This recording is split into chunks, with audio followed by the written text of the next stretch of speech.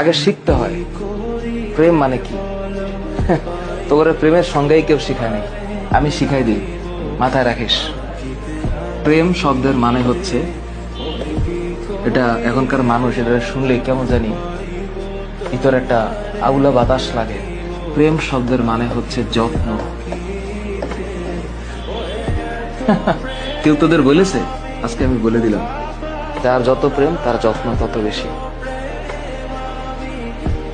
আর এর সাথে আর একটা টুকুর করে একটা শব্দ মাঝখানে লাগিয়ে দিলেই খেলাটা অন্যভাবে ঘুরে যাবে। এই যত্নের শেষে আরেকটা শব্দ আছে দায়িত্ব, আর যত্নের ডান পাশে আরেকটা শব্দ আছে শ্রদ্ধা। হ্যাঁ, আর যত্নের উপরের দিকে আরেকটা শব্দ আছে, এটার নাম হচ্ছে আরেকটা জিনিস। এটা মানে এটা এই সত্যতা, এটার নাম হচ্ছে প্রেম।